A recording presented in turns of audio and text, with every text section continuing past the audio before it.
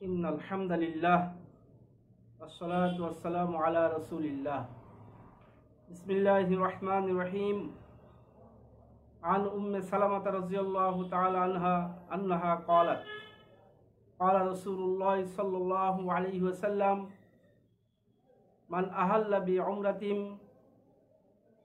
মিন বাইতিল মাকদাস গুফিরা লাহু রাহু ইবনু মাজাহ বিসনাদিন সহিহিন। সম্মানিত, আজকে আপনাদেরকে গুরুত্বপূর্ণ একটি বিষয় নিয়ে আলোচনা করছি। আপনাদের সামনে গুরুত্বপূর্ণ একটি মাসালা নিয়ে, একটি বিষয় নিয়ে আলোচনা করতেছি, যার মধ্যে একটি হাদিস রাসূলুল্লাহ সাল্লাল্লাহু আলাইহি ওয়াসাল্লাম বলেছেন, যে হাদিসের মধ্যে উমরাকারীর ক্ষমার ঘোষণা দিয়েছেন।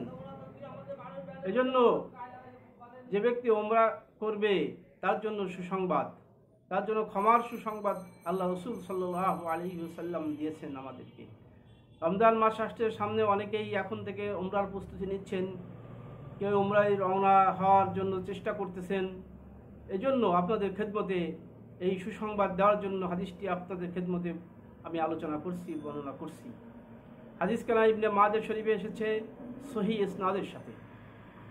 হযরত উম্মে সালমা রাদিয়াল্লাহু তাআলা আনহা থেকে রওয়ায়াত, তিনি বলেন, রাসূলুল্লাহ সাল্লাল্লাহু আলাইহি ওয়াসাল্লাম বলেছেন, মান আহাল্লা বিউমরাতিন মিন বাইতুল মাকদাস গুফিরা লাহু।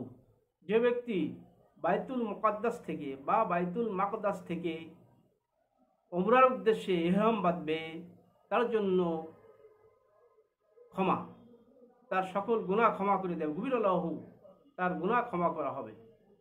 এজন্য বাইতুল মাকদাস থেকে আমরা যারা উমরা পালন করব, ইহরাম বাঁধার চেষ্টা করব, তাহলে আল্লাহ রাসূল সাল্লাল্লাহু আলাইহি ওয়াসাল্লামের ক্ষমার ঘোষণা তার মধ্যে আমরা পেয়ে যাব। আমার সহি তরিকায় সুন্দরভাবে উমরা করব, এই আশাবাদ ব্যক্ত করে আপনাদের থেকে এখনই বিদায় নিচ্ছি। আসসালামু আলাইকুম ওয়া রাহমাতুল্লাহি ওয়া বারাকাতুহু।